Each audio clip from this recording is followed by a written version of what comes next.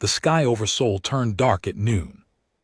Not the dark of clouds, not the dark of a storm, it was the dark of something so enormous that it blocked out the sun the way a mountain blocks out the wind.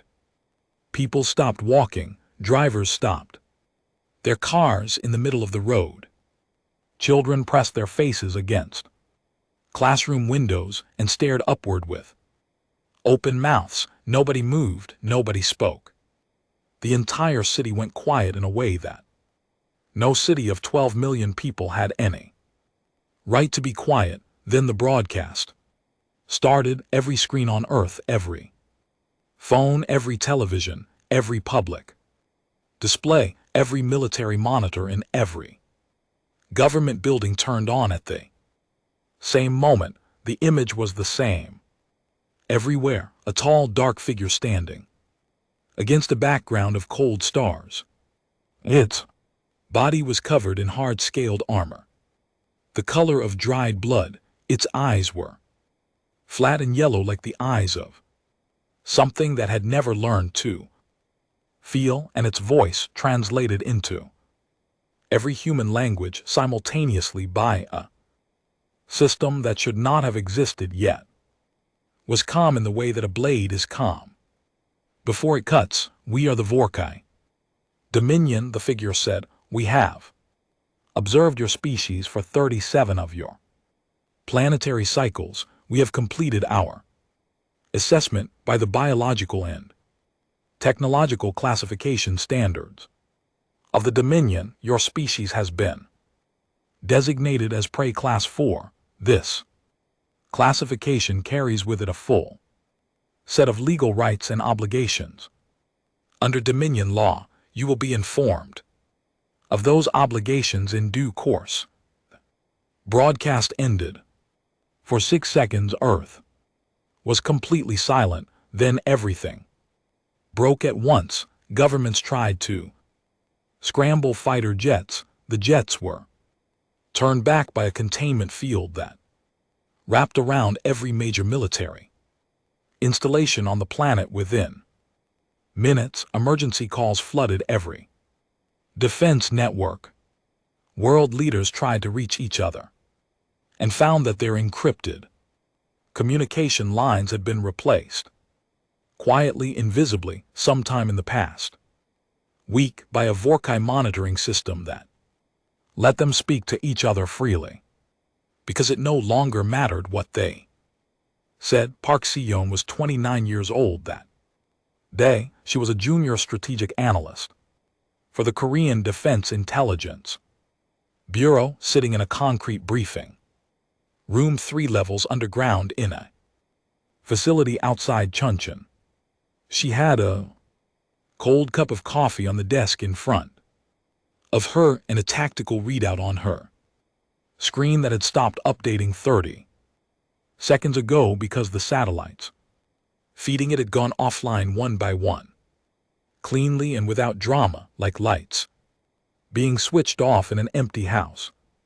She did not panic. She watched the broadcast on the small screen mounted to the wall of the briefing room. She watched the flat yellow eyes. She listened to the calm cutting voice. She noted the words: assessment, classification, legal rights, obligations, and she understood immediately what those words meant when arranged in that order by something that had ships large enough to block out the sun. They were not here to talk. They were not here to trade or explore or make contact in any of the ways that human science fiction had imagined for 100 years. They were here because they had already decided what humans were, and now they were here to act on that decision. Si-yeon picked up her cold coffee. She drank it slowly. She stared at the blank screen after the broadcast ended, and somewhere very deep inside her, in a place that did not shake even when the world above her was shaking, she made a decision that was less a decision than a direction, a single quiet turn of everything she was toward, a single fixed point in the future. She was going to make them regret this. She did not say it out loud. She did not write it down. She just held it the way you hold something fragile and precious that you do not want to drop. And she went back to work. The submission accords were signed 14 days later. The negotiations, if you could call them, that lasted less than an hour. Earth's leaders sat across a long table from 3 Vorkai representatives who had no visible interest in anything the humans said. Every argument was ignored. Every counter-proposal was dismissed with the same flat phrase: the classification is final. The Vorkai did not want land. They did not want resources in any form that humans had expected. What they wanted was codified in 37 pages of dense legal language that came down in plain terms to a handful of brutal facts.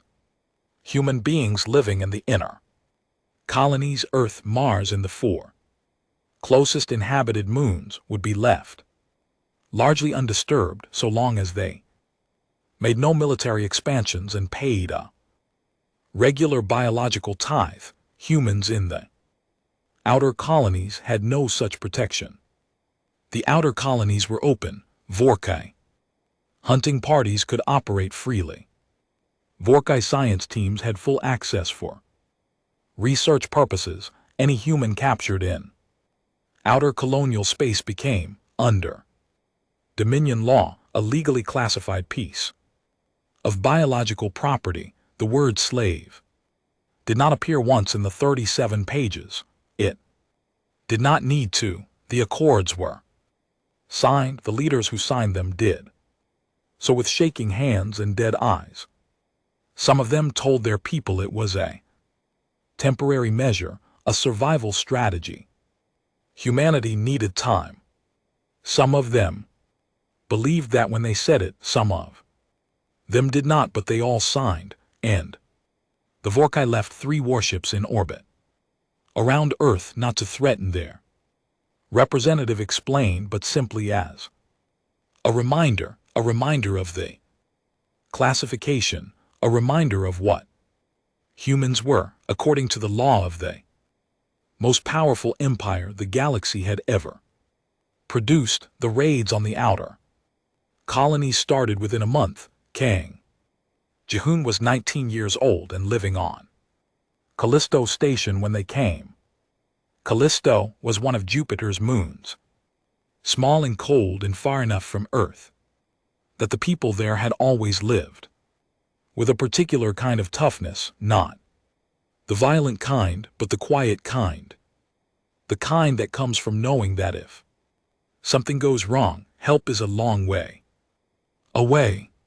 The Vorkai ships came without warning. They came at night local time, when the station's lights were dimmed, and most of its 4,000 residents were asleep. Jihun was in maintenance bay, running a late repair shift on a water recycling unit. When the emergency klaxon went off, he ran to the main corridor and found it full of people, running in the wrong direction, running toward the docking bays where the Vorkai boarding teams were already cutting through the outer doors. He was captured in the first hour. He spent 3 years as a classified piece of Vork biological property. He worked in a mineral extraction facility on a moon so far from Earth that the sun was just a bright star in the sky. He watched people break. He watched people die. He watched the Vorkai move through the human work gangs with the same casual authority that a farmer moved through a field, not cruel for pleasure, most of them just completely indifferent. The indifference was worse than cruelty. Cruelty at least acknowledged that you were something. Indifference said you were nothing at all. He escaped in his 3rd year. He would not talk about how. Not for a long time, not to most people. What he would say in the years that followed was that three things kept him alive in that facility: anger, patience, and the absolute unshakable belief that someone on Earth was not accepting this, that someone somewhere was building something. He was right. Project Retaliation had no official name. For the first 2 years, it existed as a series of encrypted budget lines inside 3 different government defense programs, all of them classified at a level so high that fewer than 40 people on Earth knew all 3 existed at once.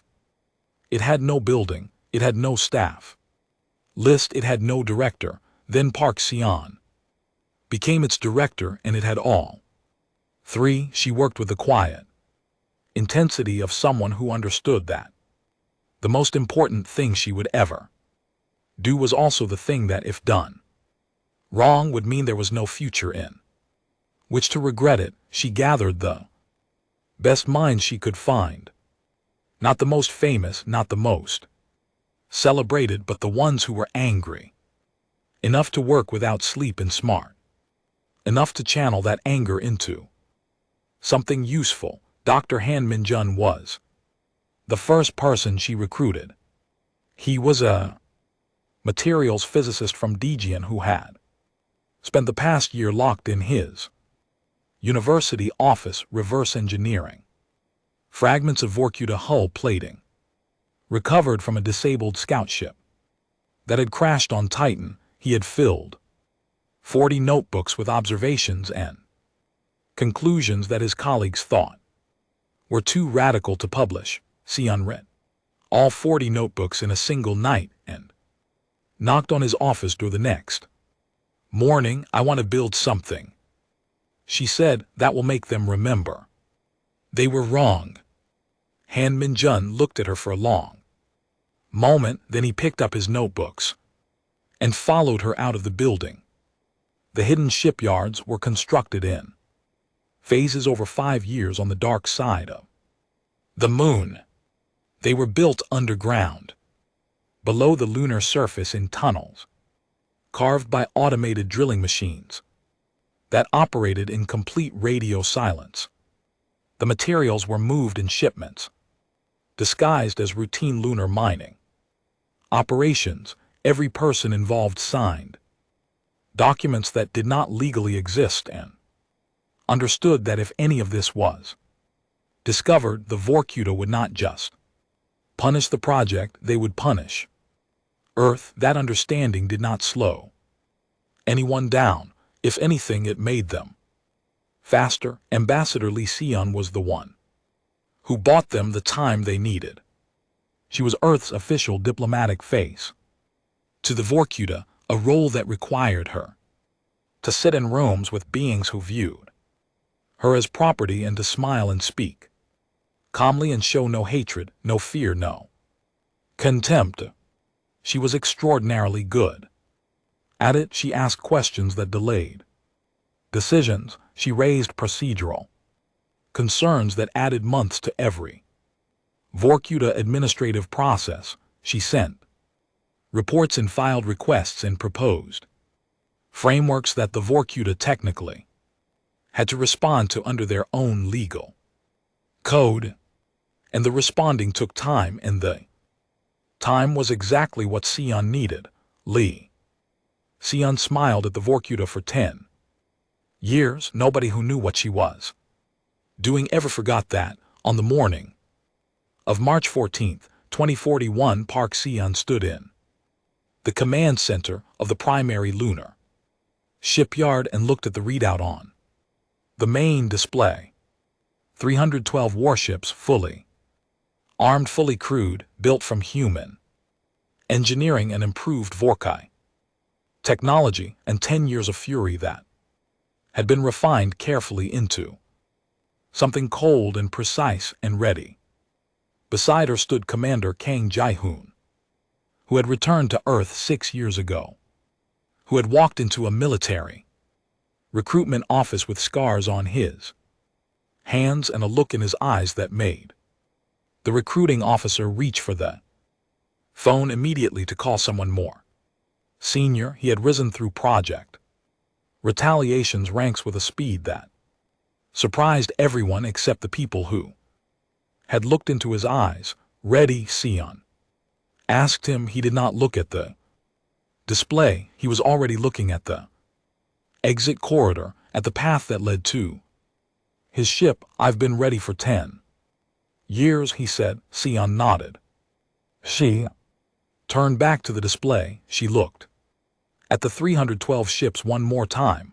Then she straightened her collar, walked to her command station, and gave the order that 10 years of silence had been building toward launch all fleets, she said. Operation Retaliation begins now. 312 human warships moved out of the dark side of the moon and turned for the first time toward the enemy. 10 years ago, the Vorkai had looked at humanity and seen prey. They were about to find out how wrong they had been. The Vorkai border station at Reach Point 7 had existed for 9 years. It was a standard monitoring and control node, the kind the Dominion built in every sector they controlled.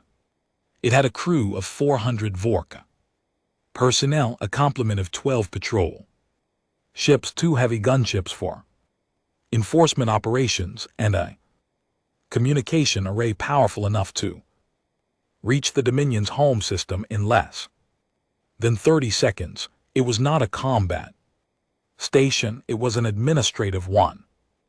There was no reason to make it a combat station. Nothing in the sector had ever threatened it. The station commander, a senior officer named Veth, was routine reports when the proximity sensors began screaming. He looked at the display. He looked at it again. He called his sensor operator over and asked if the system had malfunctioned. The sensor operator checked twice and said no, the system was functioning perfectly. What the display was showing was simply not possible. 47 human ships had dropped out of faster than light transit directly in front of the station. They were in close formation, which showed coordination. They were running on shields that the station's systems could not classify, which showed technology the Dominion's intelligence division had not recorded humans possessing, and they were already moving into attack positions, which showed intent. Veth's hand was reaching for the emergency alert panel when the first volley hit. The human weapons were different from what the Dominion had encountered before. Standard prey class species that managed to build weapons of some kind typically produce slow, high-energy projectiles or basic particle beams, powerful enough to be dangerous but easy to anticipate. These were neither. The weapons that hit Reach 0.7 moved in unpredictable patterns, changing direction in flight, splitting into multiple smaller charges mid-course and striking the stations, shielding at angles specifically calculated to overwhelm the regeneration cycle before it could compensate. Dr.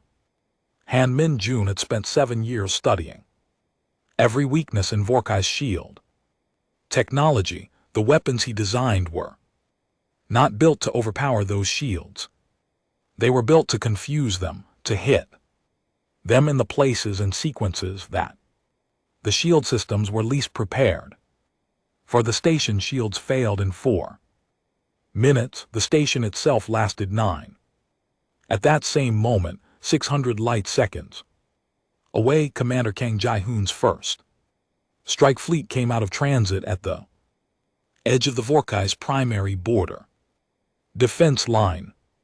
Jae-hoon stood on the bridge of the ESV, unyielding, Earth's flagship, named for what humanity had been for 10 years. He watched the tactical display with the quiet attention of someone who had rehearsed this moment so many times in his mind that it felt less like a battle beginning and more like a memory being.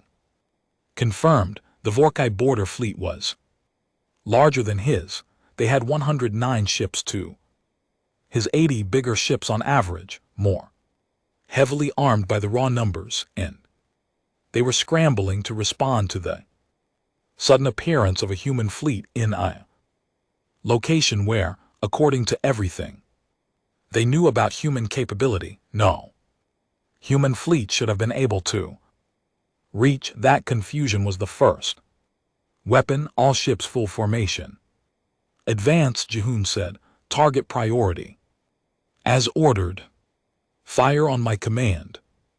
The unyielding moved forward and the fleet moved with it, 80 ships in a layered wedge formation. That Han Minjun's team had spent 3 years designing a formation built specifically to counter the Vorkai's preferred engagement patterns to force their fleet commanders into tactical decisions that their training had not prepared them for. The Vorkai border commander, a veteran of 11 campaigns against 9 different species, recognized within the first 30 seconds of engagement that something was wrong.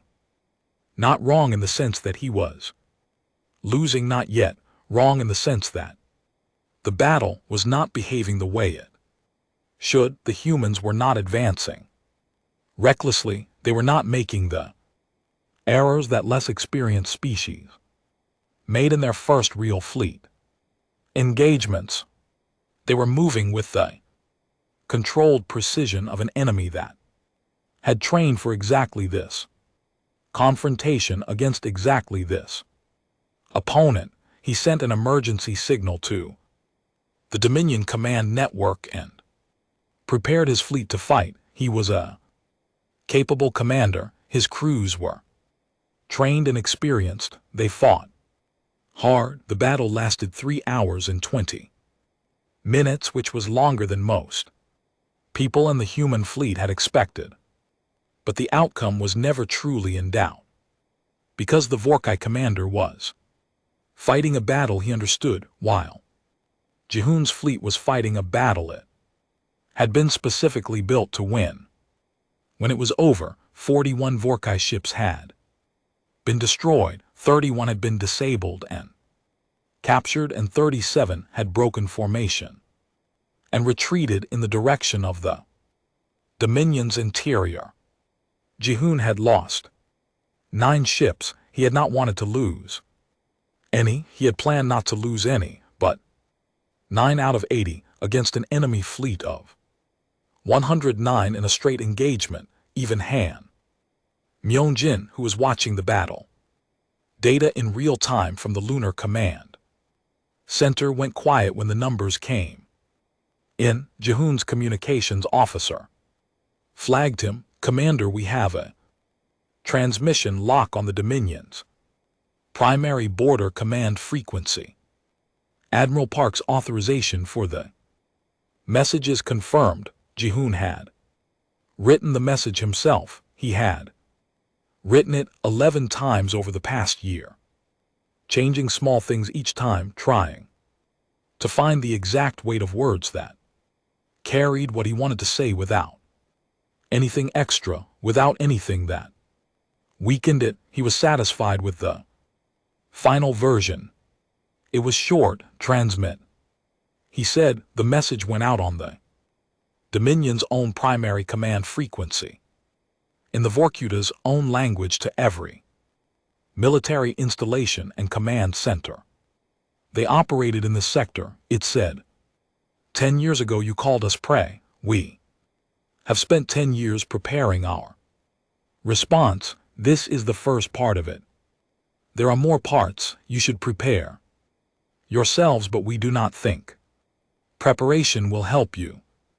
High Lord Zarek received the message 4 hours later. He was in the primary council chamber of the Vorkuta's Dominion's home system, overseeing what had been scheduled as a routine policy meeting. When the emergency communication from the border sectors arrived, he read it once, then he read it again.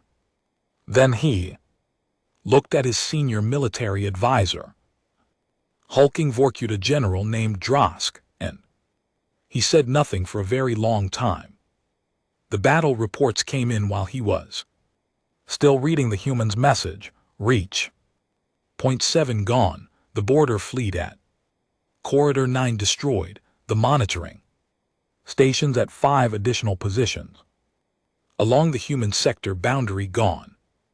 All of them within the same 4-hour window simultaneously, not one after another at the same time, which meant this was not a raid, and it was not a lucky strike. It was a planned, coordinated military operation of a scale and precision that the human species was not supposed to be capable of. General Drosk spoke first. A misreport, he said. The humans do not have this capacity. The border commanders must be the border commanders. Are dead, Zarok said quietly. You cannot misreport from the dead.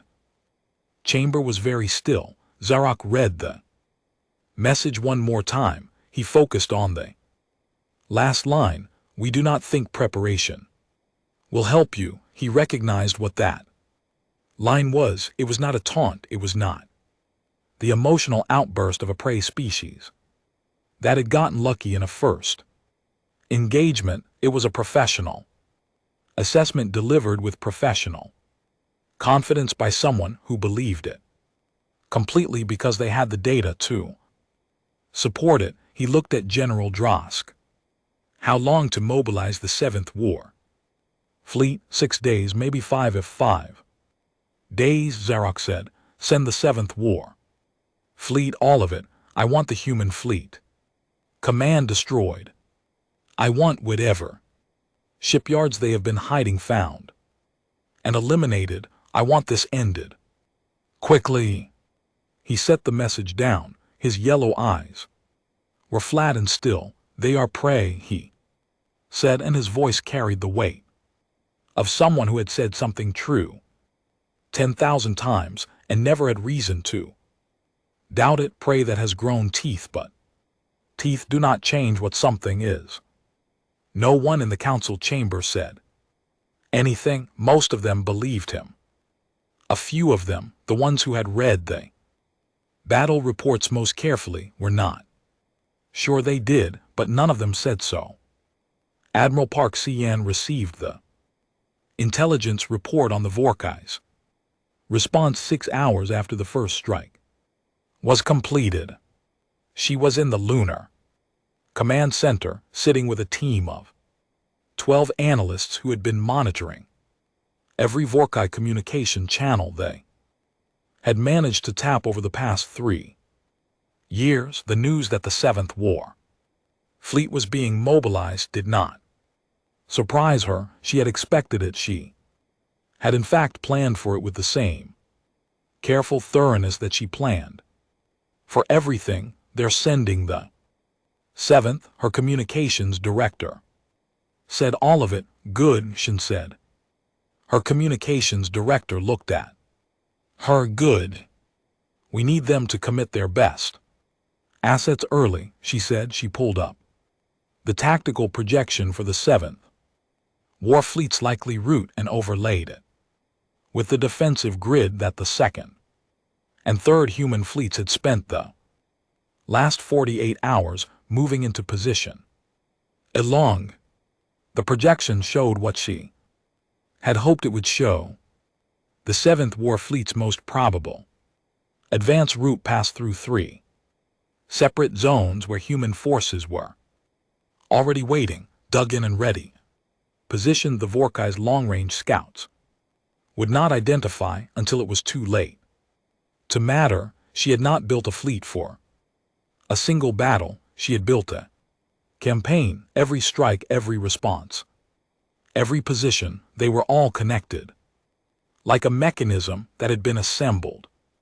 See peace over 10 years and was now for the first time fully in motion. She looked at the faces of the 12 analysts around her. They were tired. They had been running at maximum effort for 30 hours. They looked like people who understood clearly and fully what was at stake in every decision they made.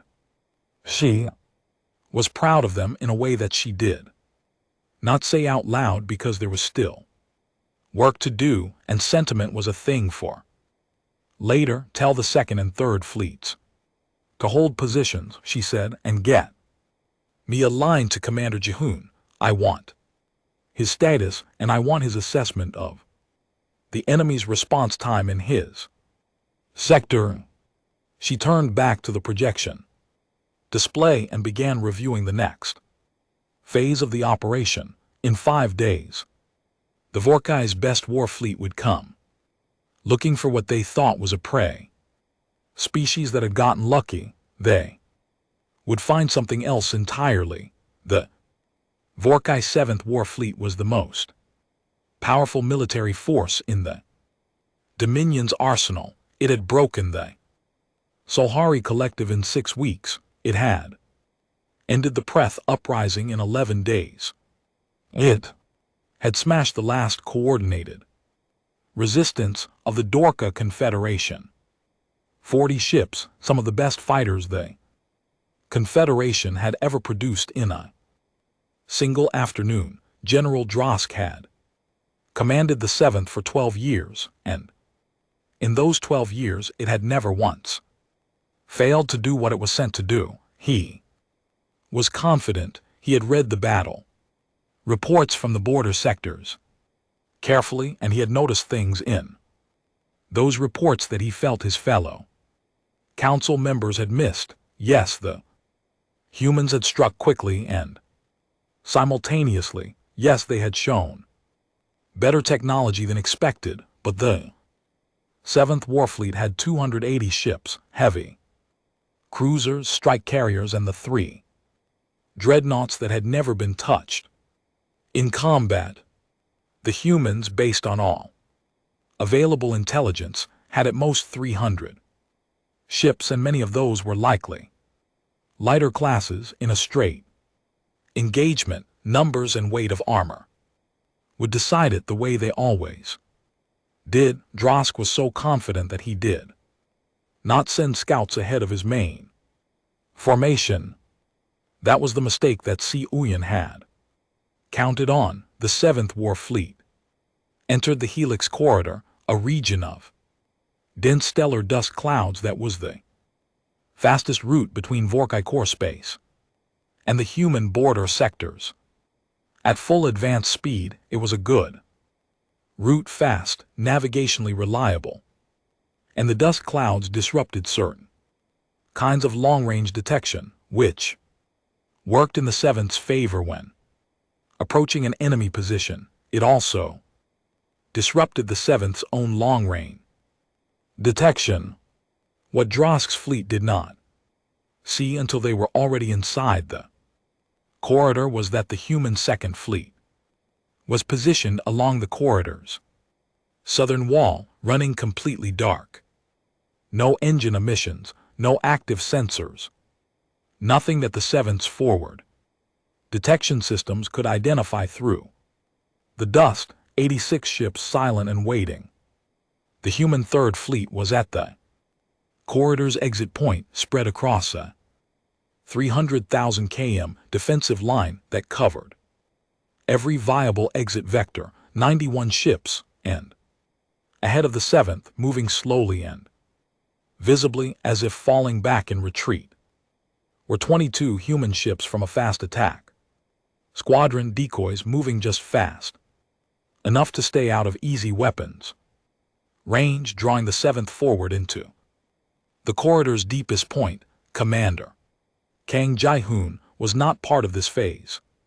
Si Yeon had ordered him to hold position at the captured border fleet's former headquarters and begin the process of establishing a human command presence in the sector. He had not liked that order. He had said so plainly. Si Yeon had looked at him with an expression that ended the conversation, and he had stayed. Instead, this battle was commanded by Fleet Captain Young.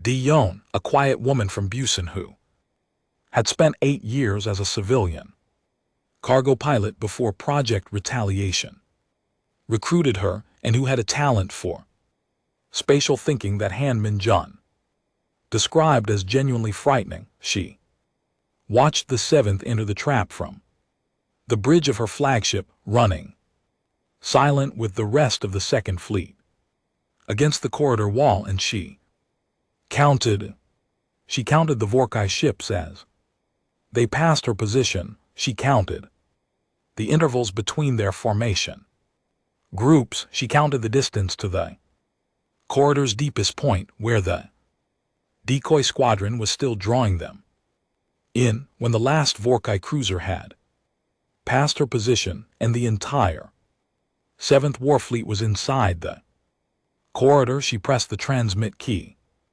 on her command console. All ships, she said quietly, full power, fire. Next 4 hours were the most intense space combat humanity had ever been part of. The 7th Warfleet was good. Drosk was a real commander, and the moment he understood the trap, he responded with speed and precision, breaking his fleet into 3 engagement groups, ordering the heaviest ships to form a fighting withdrawal toward the corridor's exit, while lighter craft turned to engage the Second Fleet coming from behind. He was trying to collapse the trap from the inside to create enough disorder in both human fleets that his ships could fight their way through. It almost worked. The Second Fleet took serious damage in the first hour. 6 human ships were destroyed outright, and 11 more were disabled badly enough that they had to be pulled from the engagement. Drosk's tactic of concentrating fire on individual human ships before moving to the next, wearing them down one by one instead of spreading fire, was tactically sound and was costing Diane's ships she could not afford to lose. Then Han Migan's secondary weapon system activated. The system was called a phase disruptor. It had taken Han Migan 4 years to build, and 2 more years to properly calibrate. It worked by targeting the quantum resonance field that Vorka shield systems used as their foundational layer, the field that every other shield function depended on. It did not destroy shields. It interrupted the foundational field for 0.8 seconds, which caused a cascade failure in every other shield function during that window, which was more than enough time for conventional weapons to hit unshielded hull plating directly. The phase disruptors had been kept completely offline until this moment. The Vorkai's intelligence on human technology had never recorded them when they activated across the Second and Third Fleet simultaneously, and Vorkai shields began failing in 8.8 second pulses that their system operators could not understand or counter. The battle changed. Drosk saw 4 of his heavy cruisers lose shields and take direct hull strikes within 90 seconds of each other. He sent urgent queries to his engineering teams. Answers that came back were not answers.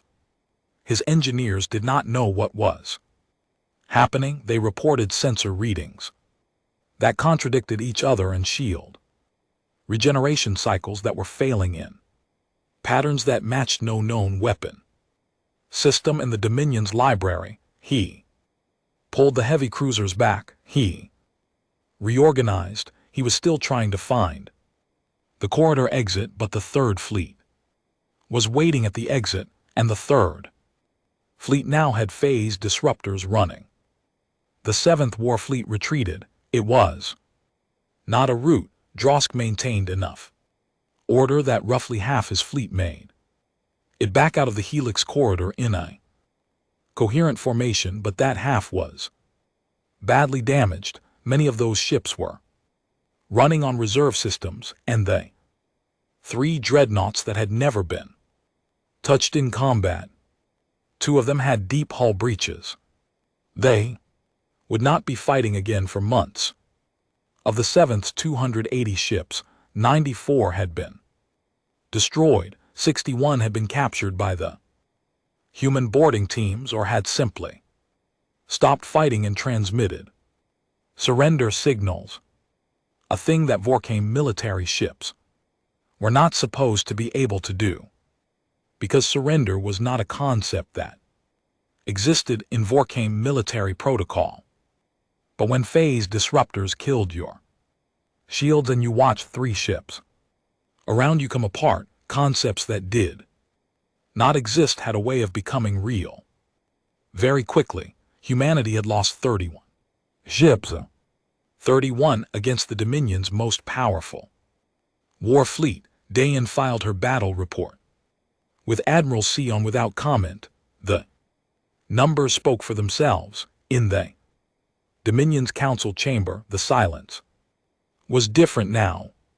When the reports from the Helix corridor came in, nobody in the chamber said anything for a very long time. General Drosk, transmitting from his damaged flagship, gave his report in the flat, controlled voice of a military professional who was managing his own shock with every word. He described the ambush. He described the phase disruptors. He described the human fleet's coordination, their positioning, their patience in waiting for the entire 7th to be inside the corridor before attacking. This was not improvised.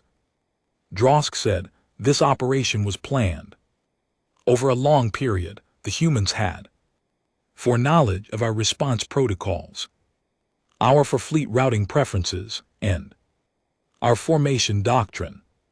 They used that knowledge to construct a battle that they had already won before we entered the corridor. High Lord Zarok listened without expression. When Drosk finished, Zarok did not speak immediately. He looked down at the table in front of him.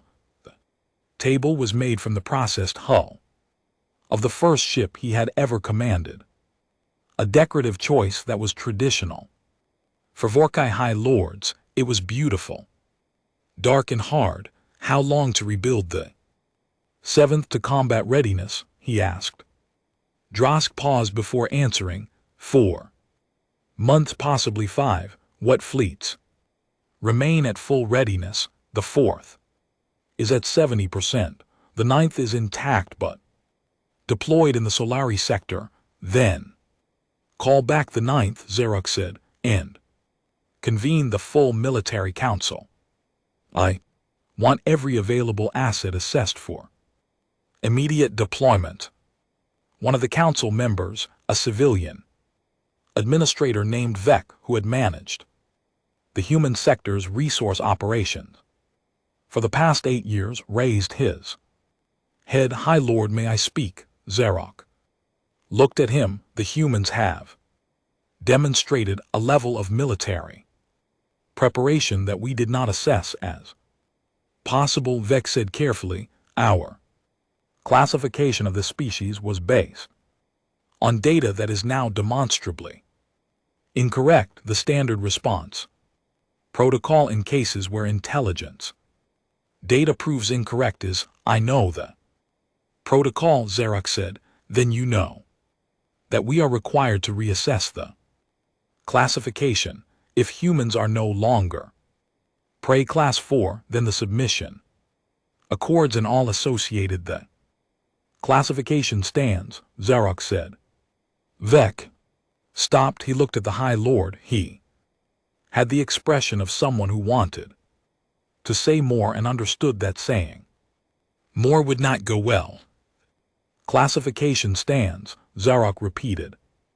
Because I say it stands, what they have done is significant. I am not dismissing it, but they won 2 battles, 2 battles against an empire that has fought 10,000. They have good weapons And good planners, this does not change. What they are, we will adapt and we will. And this he stood, the council rose.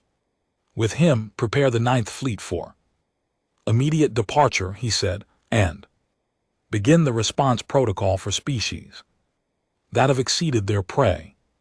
Classification, I want every human colony and outer space assets put on lockdown, no movement, no communication. If they want a war, we will give them one, the kind of war we have given 43 species before them, the kind they did not survive. Park Seo-yeon received the intelligence on the Dominion's response to the Helix corridor within 6 hours. She read the part about the colony lockdown. She read it twice, her jaw tightened very slightly. They're going to use the outer colony prisoners as leverage, her intelligence chief said.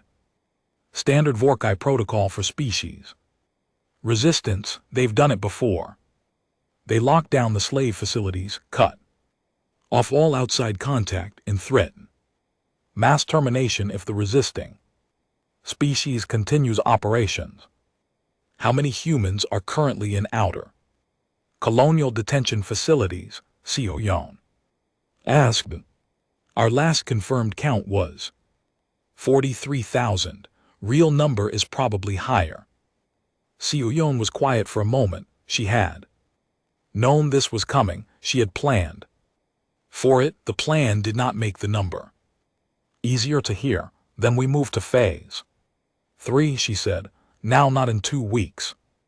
Now, tell Jae-hoon to prepare his assault teams. We are going to Durak. She looked at the star map. Durak was a slave world in Vorkai territory, the largest human detention facility in the sector, where estimates put the population of human prisoners at somewhere between 8 and 15,000. It was deep inside Vorkai space. Getting there would be difficult and costly. Getting there was not optional. If Zerk wants to use our people against us, she said, then we are going to make sure our people are not there to be used. She turned to the communication station.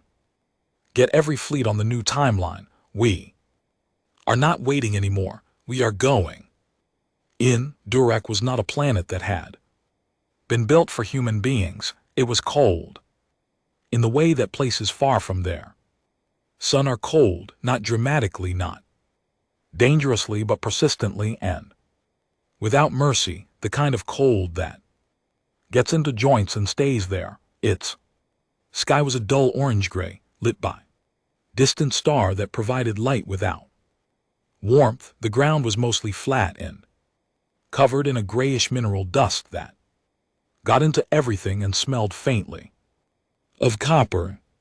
It had been a mining colony, once operated by a species the Vorkai had absorbed 300 years ago. Now it was a processing and holding facility for organic assets, the Dominion's legal language for what was kept in the long, low buildings that covered the facility's interior, surrounded by 3 perimeter fences and 17 guard towers. Kang Ji-hun had been briefed on Durak's layout so many times that he could draw it from memory with his eyes closed. He had studied the guard rotations, the communication protocols, the response times of the facility's quick reaction teams. He knew where the main power junctions were. He knew where the medical center was. He knew which buildings held the largest number of human prisoners and which guard positions had the best line of sight on those buildings. He had not known he would be coming here until 3 days ago, when Admiral Sevian had moved phase 3 forward. He had not complained about the acceleration. He had simply taken the updated briefing materials and spent the 3 days in transit running scenarios with his assault team commanders until all of them were certain of every step of the operation. Certainty saved lives, uncertainty cost. Them he had learned that the hard way. In a different facility, in a different life, the operation at Durac began with the fleet engagement in Durac's orbit. The facility was defended by 2 Vorka cruisers and a small orbital station. They were not combat-hardened vessels. They were security assets suited to dealing with any prisoner transport, issues or external threats at the level of a small rebel faction. They were completely unprepared for 4 human warships running phase disruptors and moving at attack speed coming out of transit in their orbital zone. The engagement lasted less than 20 minutes. Both cruisers were disabled, not destroyed. Jihun had given specific orders that minimal lethal force was to be used. Unless absolutely necessary, the orbital stations was seized and its communications array was jammed. No signal went out to the Dominion's interior command network. The facility below did not know what was happening in orbit. Then Jihun's drop ships went down. There were 24 drop ships carrying 840 soldiers. They came in fast and low, using the planetary geography to mask their approach from the facilities.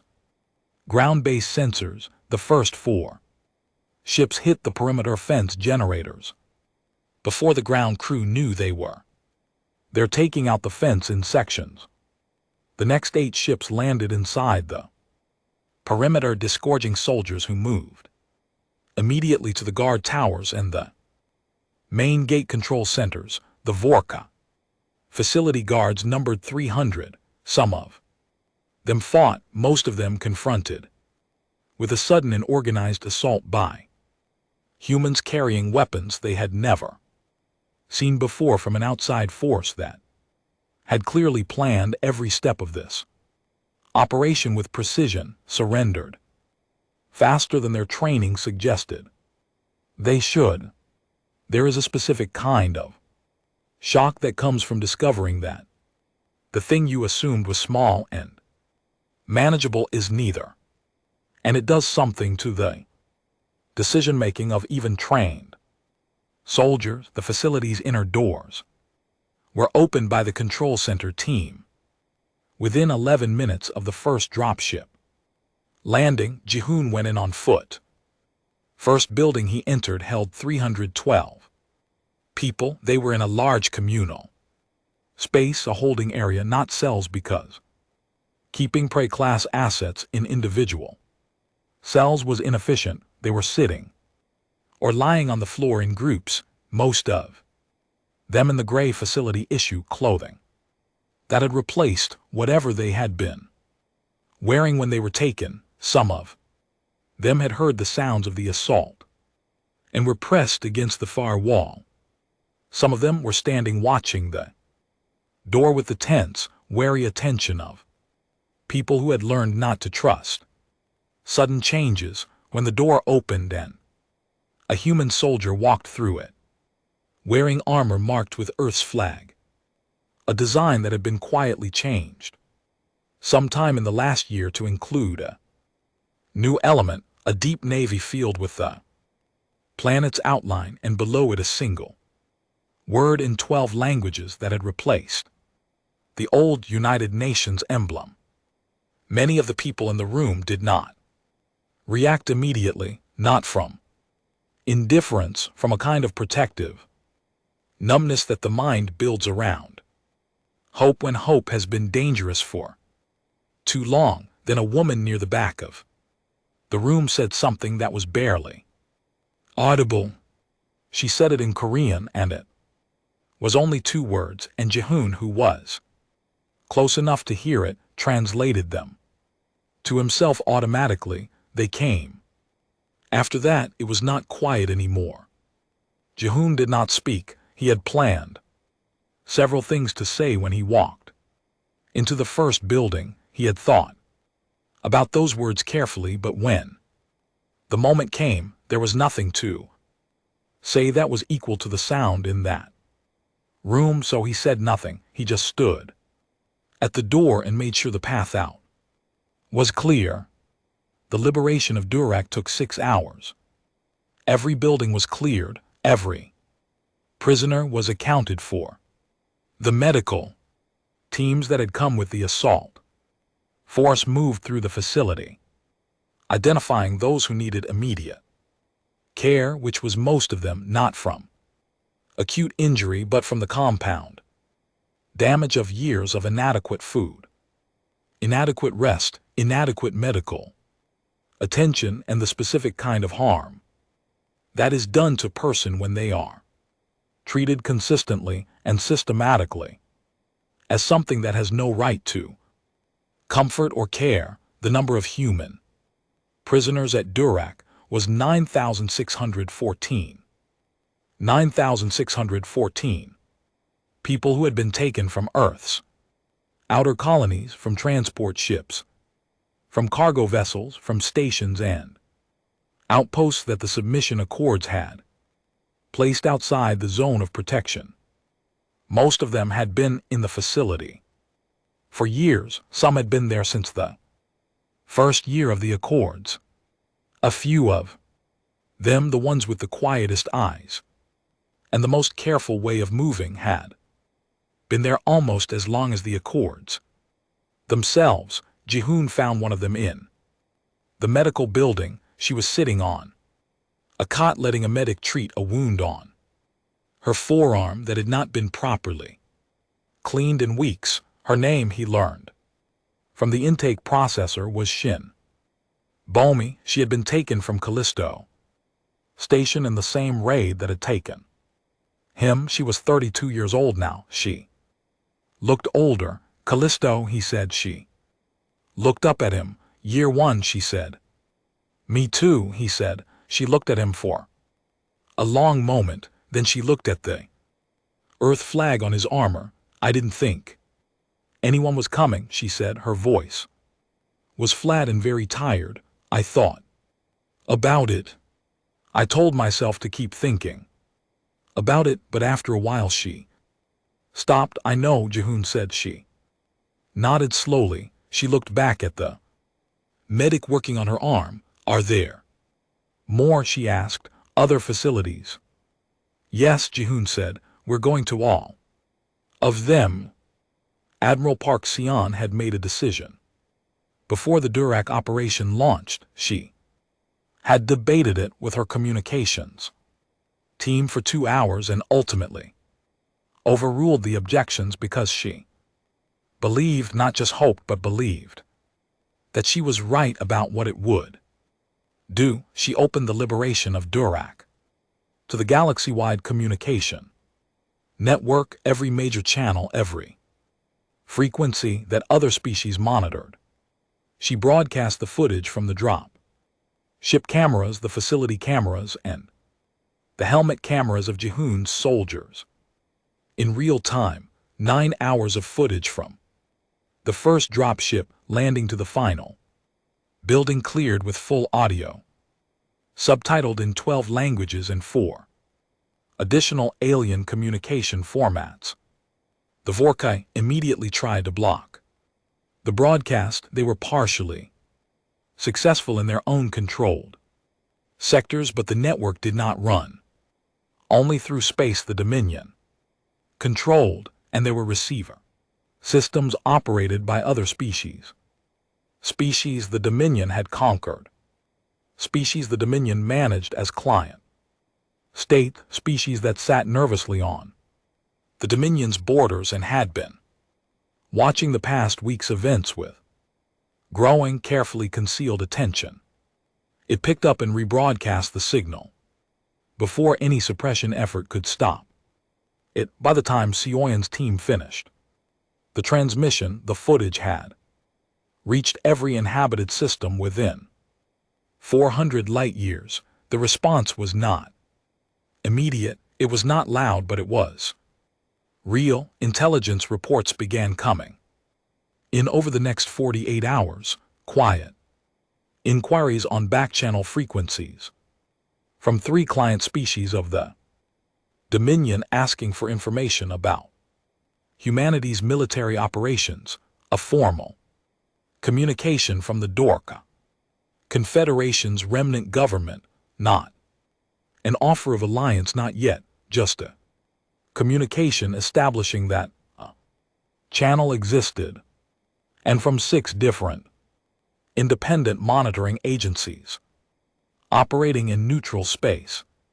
Statements of record noting that the human military operation at Durak had involved no destruction of Vorka civilian infrastructure and had resulted in the release of detained civilians.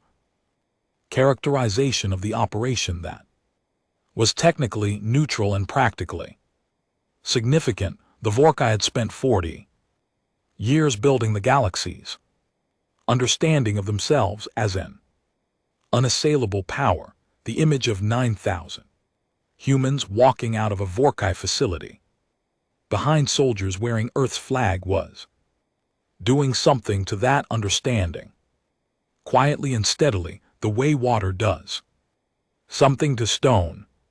High Lord Zarok received the intelligence report on the Durak liberation at the same time he received the latest status update from the 9th Fleet, which was now 18 hours from the human border sectors. He also received a communication from 3 of his client species requesting clarification on the current military situation, which was not a thing that client species normally requested, because client species of the Dominion did not normally need to request clarification. The clarity was usually provided by the unambiguous evidence of Dominion power. Client species asked for clarification when they were no longer completely certain that evidence was reliable. Zarok read the communications. He looked at the footage from Durak that his intelligence team had captured before the Vorkai signal blocking effort had fully engaged. He watched humans walking out of a facility that his administration had run for 9 years. He watched the expression on their faces, not triumph, most of them not the expression he would have expected from a species celebrating a military victory, just the careful, exhausted expression of people who were taking their first real breath in a very long time. He watched that for a while, then he closed the footage and turned to his military council. Proceed with the 9th Fleet deployment, he said, and send a message to the human admiral. Tell her that we have 17 additional facilities housing human prisoners across Dominion space. Tell her that if her fleet advances beyond the current position, those facilities will be secured immediately under emergency protocol. Emergency protocol was the phrase used in Dominion administrative language for the process of terminating biological assets before they could be liberated by an external force. He watched his council members as he said it. Most of them registered the order and began working on its implementation without visible reaction. But Vec, the civilian administrator who had spoken in the last council meeting, did not immediately begin working. He sat very still for a moment, his eyes focused somewhere that was not the room. Administrator Vec. Zarek said. Vec looked up. Yes, High Lord, you have something to say. Vec was quiet for a moment. Then he said, I am concerned that the emergency protocol response to the Durak liberation will not have the strategic effect that the strategic effect, Zarek said, is that the human commander will stop her advance rather than have her people killed. That is the standard response to this type of species resistance. It has worked 43 times. It has worked with species that were not already broadcasting their military operations. On the open galactic network, Vex said, carefully with a species that other powers are now watching. Zerk looked at him. The other powers watching are our clients, he said. They will not act against us. They are watching, Vex said, to determine whether they should continue to be our clients. The silence that followed was very different from the silences that had preceded it in the council chamber. Zarek looked at Vex for a long time. Then he looked away. Send the message, he said. Proceed as ordered, and across Dominion Space 17 facility, commanders received the emergency protocol order and began preparing for what it required, but somewhere in the chain of transmission in the 18 hours between the order being sent and the Ninth Fleet arriving at the human border, Park Xian received the message.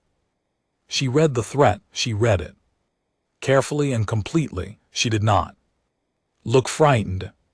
She looked for exactly 4 seconds like someone doing a calculation of tremendous importance at very high speed.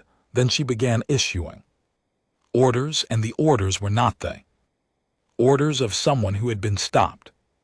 The order Park Xian issued in the 4 seconds after reading the Vorkai's emergency protocol threat was not what any of her advisors expected. She did not order a halt. She did not begin negotiation. She did not redirect her fleet assets away from the facilities to avoid triggering the protocol. She ordered all 17 remaining prisoner facilities to be hit simultaneously within the next 4 hours before the Vorkai's emergency protocol teams could complete their preparations. It was the most dangerous order she had given in 10 years of dangerous decisions. 17 facilities across Vorkai space.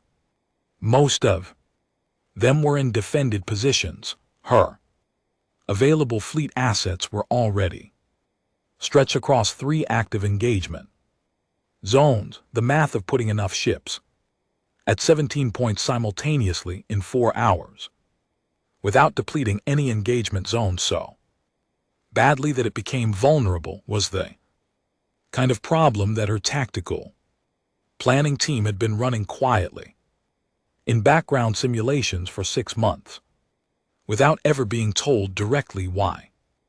They running it, they had run it because she had known this moment was coming, not the exact shape of it, not the exact timing, but the principle of it, that the Vorkai would eventually reach for the hostages because that was the documented response, because it had worked 43 times, and so she had planned for the day it would not work a 44th. All available fast strike assets, she said to her fleet coordination team.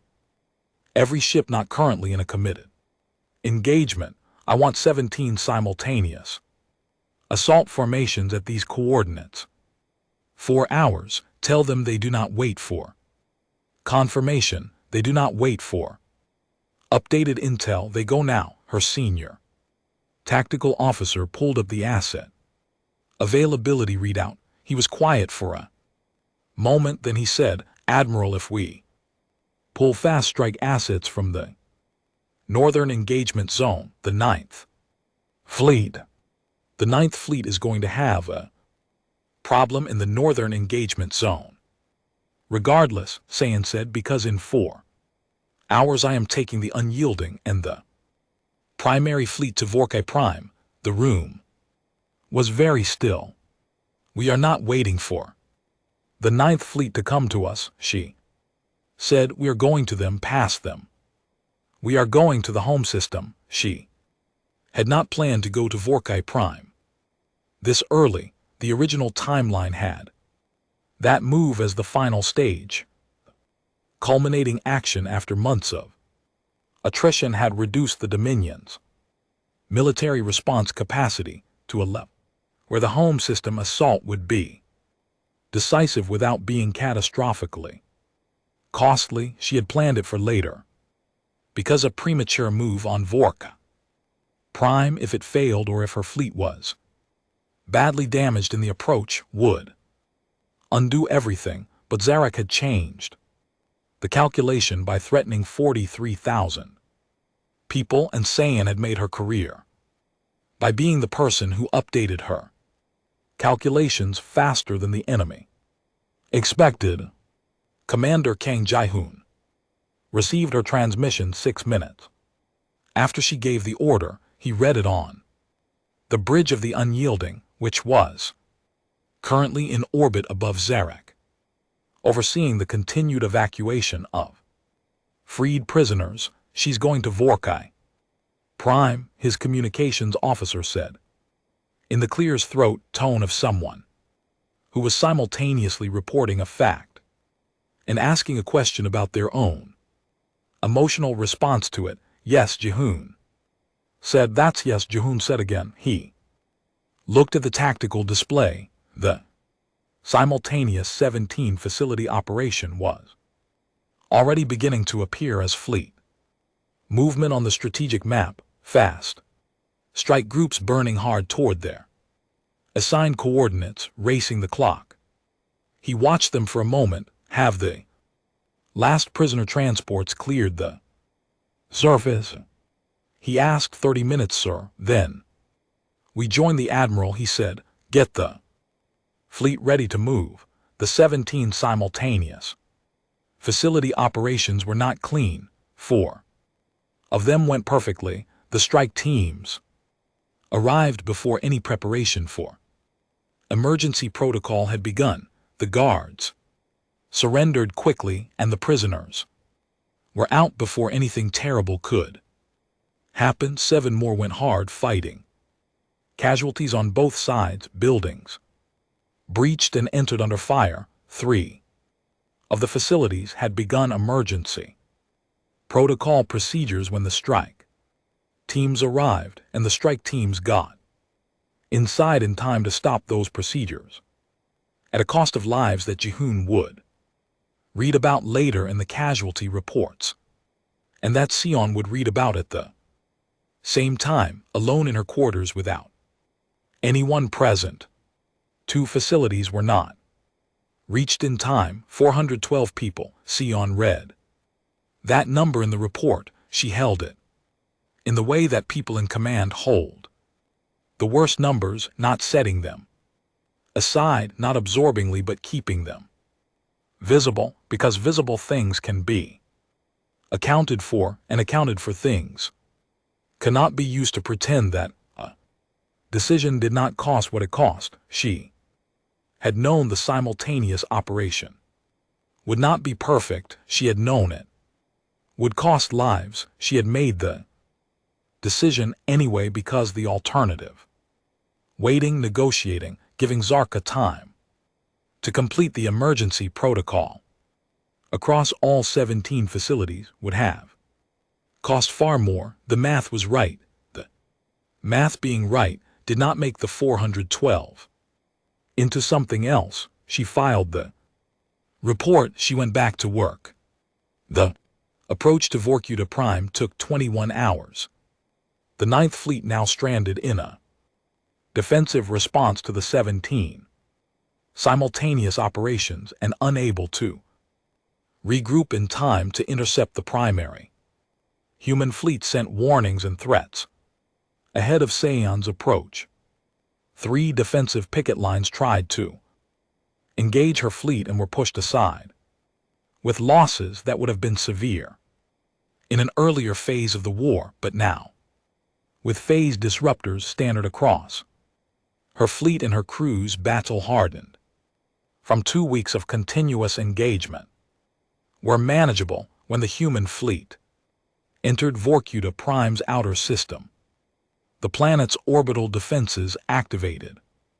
They were significant rings of fixed gun platforms, 6 system defense ships, and an emergency planetary shield that covered the inhabited zones.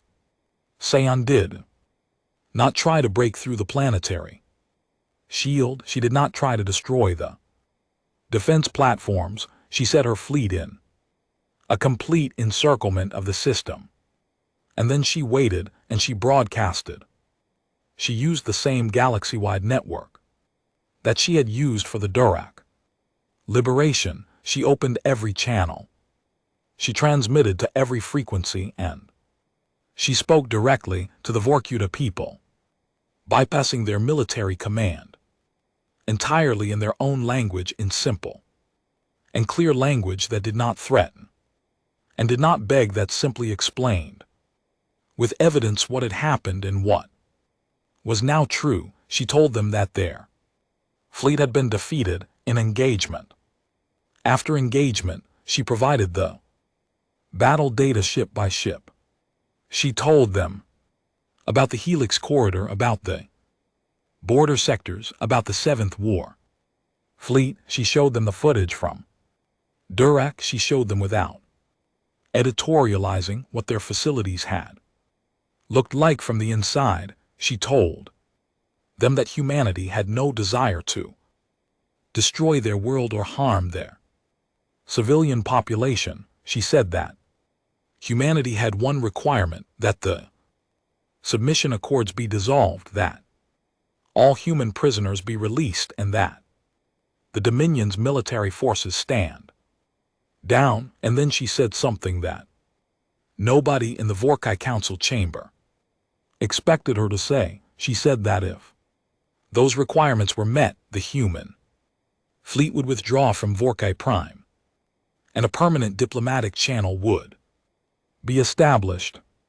No further military action, no occupation, no terms designed to humiliate. The Dominion could keep its space, its economy, its government. What humanity required was to be left alone, to be recognized legally and formally as what they had always been. Not prey, not assets, people. She gave the Council 48 hours to respond. Hi.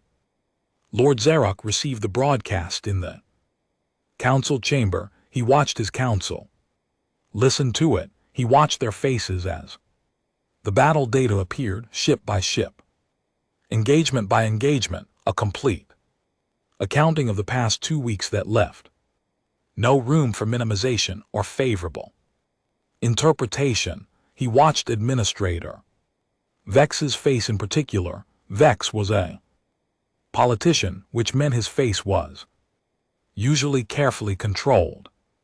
Right now, his face said things that Vex had not authorized it to say. When the broadcast ended, Zarok spoke before anyone else could. We will not respond to ultimatums from a prey species, he said. We will rebuild the 7th Fleet. And High Lord Vex said, do not High Lord. Vex's voice was steady. It was the steadiness of someone who has decided that the cost of speaking is now less than the cost of not speaking. We have lost over 200 ships in 2 weeks. We have lost 12 defensive positions, 3 monitoring stations, and a major prisoner facility. 3 client species have requested diplomatic consultations that they would not be requesting if they were confident in our position. The 9th Fleet is currently deployed in a reactive posture. That means it cannot reach Vorkai Prime in time to effect any engagement the human fleet initiates. Here he paused, and the human fleet commander has offered terms that allow us to end this without losing anything, except what we should not have taken. The chamber was very quiet. They were prey, Zarek said, but his voice was different. Something in it had changed in a way that the council could hear. They were not, Vex said. We were wrong. The classification was wrong. The classification was always wrong. We simply never had evidence compelling enough to force us to admit it. Zarek looked at him for a long time. He looked at the other council members. He looked at the tactical display showing the human fleet encircling his home system. He looked at the footage from Durac, which was still running on one of the secondary screens. He sat down in a way that communicated. Something large and final convened the legal authority, he said quietly. Begin the process for treaty revision.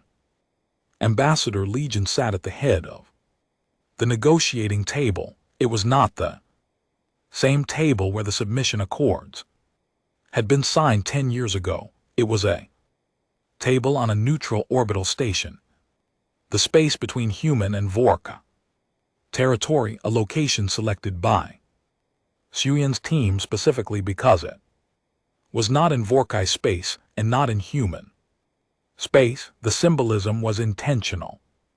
This was not a meeting on anyone's territory. This was a meeting between equals. For 10 years, Legion had sat in rooms with the Vorkai and smiled and spoken carefully and never let them see the thing that lived behind her eyes.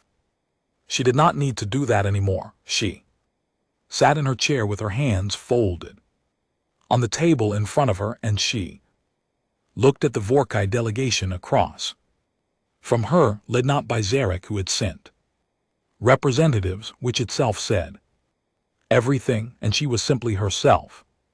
She did not perform calm, she was calm. After 10 years of the performance, the real thing was very easy. The treaty took 6 days to negotiate. It was 41 pages long. It dissolved the submission accords entirely. It established formal diplomatic relations between Earth and the Vorkai Dominion under a framework that recognized both parties as sovereign political entities with equal standing under galactic law. It required the immediate release of all remaining human prisoners in Vorkuta detention, 11,822 people who would be transported to human-controlled space over the next 90 days. It required the Vorkuta to pay reparations to be distributed through Joint Human Galactic Oversight Body, and it prohibited the Vorkuta Dominion, in language that Li Jiong wrote herself, and that she had been composing in her head for 10 years, from ever again classifying any species as prey. It was signed on a Thursday morning, local station time, in the presence of observers from 7 species, 3 of whom were former Vorkuta client states that had requested participation as a first step toward their own renegotiation of their relationship with the Dominion. Li Jiong signed for Earth. She used the same pen she had carried for 10 years, a plain metal pen she had bought from a market stall in Seoul the morning before she flew out to begin her posting as Earth's diplomatic envoy to the Vorkuta. She had bought it because it was inexpensive and reliable. She kept it because she wanted to sign something with it one day that was worth the wait. Commander Kang Jae-hoon spoke to the galaxy from the bridge of the ESV, unyielding, still in orbit above Durac, where the last transport ships were loading the final freed prisoners. His address was short. He had not wanted to give a speech at all. Seo-yeon had told him that someone needed to, and that it should be him. And when Seo-yeon told him something in that particular voice, he had learned not to argue. He stood in front of the camera for a moment without speaking. He was thinking about the cold of a moon he did not want to remember, and the weight of 3 years and a facility nothing like the one below him, but close enough in feel that the dissimilarity was something he carried in his chest. He thought about Shin Ba-mai, who was currently on a transport headed back to Earth for the first time in 13 years. He thought about 412 people he spoke 10 years ago. He said a very powerful empire looked at human beings and decided we were prey. They decided this because they were strong and we appeared weak. They decided this because at that specific moment the evidence supported their conclusion, and then they acted on their conclusion immediately because they did not think we would have time to change the evidence. He paused. They gave us 10 years, he said. We used them. He looked directly into the camera. His face was not triumphant. It was not angry. Something quieter than either of those things. The face of someone who has finished something very long and very hard and is still deciding what to feel about the fact that it is finished. We are not a species that breaks, he said. We have been told we are small. We have been told we are weak. We have been told what we are by people with very large ships and very long records of being right. We spent 10 years listening to that and preparing our answer, and today the answer is complete. He straightened slightly. Humanity is not prey, he said. We never were. The galaxy knows that. Now he ended the transmission. Behind him through the bridge's viewport, the last transport ship lifted away from the surface of Durek, carrying the last of the people who had been left there, and climbed steadily toward the waiting fleet and the long road home.